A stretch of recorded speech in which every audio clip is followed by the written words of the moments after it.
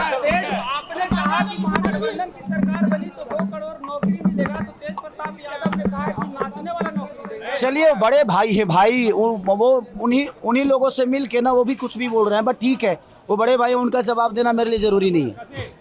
Sir, Pawan Singh लगातार आप पे सर तंज कस रहे हैं, पहले उन्होंने ये तंज कसा और अब निरहुआ भी बीच नहीं हट रहे, कह रहे हैं कि रवि किशन जी ने आईफा जीता है, आप उनको कहिए कि आईफा वो जीतेंगे। ग्रेजुएशन किया है उन्होंने ग्रेजुएशन किया है, उनसे पूछिए। देखिए एक बात बताएं, मैं गरीब का बेटा हूं, मेरे पास औकात नहीं थी कि मैं ग्रेजुएशन कर सकूं। वो अमीर के बेटा थे, वो तो पीएचडी भी कर सकते हैं।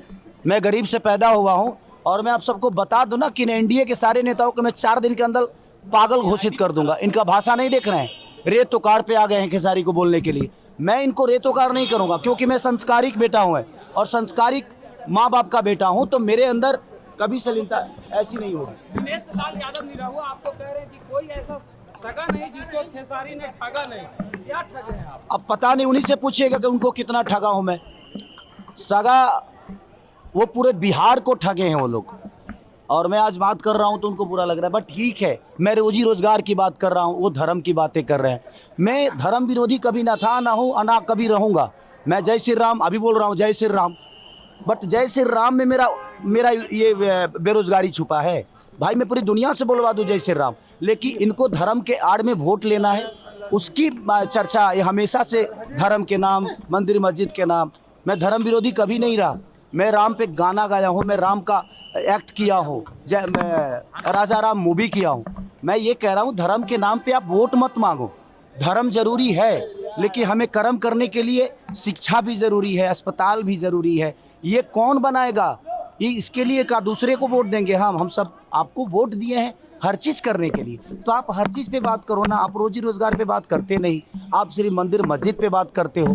ये मुद्दे को भटकाते हैं दूसरी तरफ, हर बार जंगल राज की बात करते हैं। आज जो बच्चे शिक्षा से दूर हैं वो 20 साल के बच्चे हैं, और 20 साल से किसकी सरकार है? मानिए हमारे चाचा नीतीश कुमार जी की।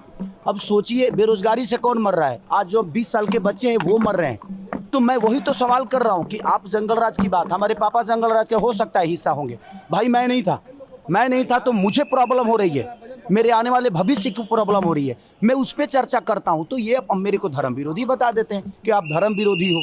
मेरा हमेशा से यही रहा है कि भाई अगर मैं आज माइक के सामने आप सबको बोल रहा हूँ कि आज पूरे एनडीए के नेता और ये स्टार प्रचारक जो 4 हमारे बड़े भाई हैं, ये प्रेस कॉन्फ्रेंस करें और कह दें कि कल से फैक्ट्री का शिलान्यास यहाँ पे होगा, कल से बेहतर कॉलेज बनेगा, शिलान्यास होगा।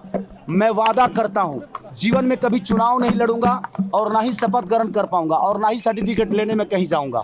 और आजीवन अगर मेरे सर्टिफिकेट लेने में ही इनका छुपा हुआ है बेरोजगारी छुपा हुआ है, ये मुझे दोषी बना रहे हैं बेमतलब का, ये मुझे टारगेट कर रहे हैं। भाई मुझे टारगेट मत करो। बिहार बेरोजगारी से डूब रहा है, शिक्षा से दूर है, अस्पताल से दूर है, उस पर बात करो ना आप।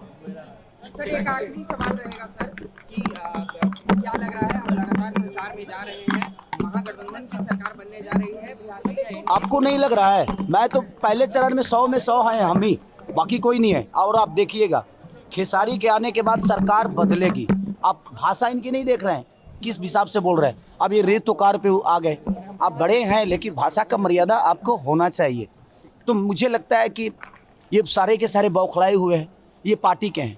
सच पूछिए तो मैं तेजस्वी जी का छोटा भाई हूँ और हमेशा से उनका प्यार आशीर्वाद हमें मिला है। निरहुआ कह रहे हैं कि आपका नाम खेसारी यादव नहीं, अहंकारी लाल यादव होना है। चलिए वो कुछ भी, मैं क्या बोला कि उनकी भाषा की गरिमा देखिए, क्यों बड़े भाई होकर और किस भाषा का इस्तेमाल कर रहे हैं। इसका मतलब नहीं लग रहा है। मैं क्या बोला, 4 दिन के अंदर इस सारों को पागल कर दूंगा, मैं सबको पागल घोषित करवा दूंगा।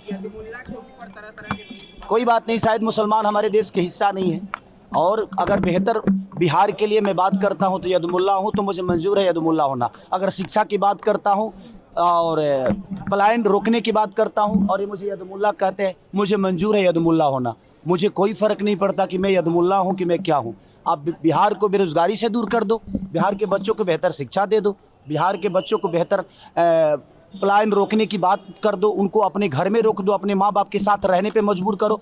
मैं उसके अगर उनको ये शब्द बोलने से और ये करने से यदमुल्ला कह रहे हैं तो आई एम यदमुल्ला, मुझे कोई फर्क नहीं पड़ता। आपने कहा कि हम गंदा गाना सीखे हैं इन्हीं चारों लोग से गाने के। बिल्कुल सीखा हूँ भाई, आगे यही थे ना। और जहाँ तक कह रहे हैं ना कि उन्होंने ये जीता है, उन्होंने वो जीता है, तो भाई मेरे से पहले तो रवि जी के बाद आप आए थे ना, तो आप क्या क्यों नहीं जीत लिए?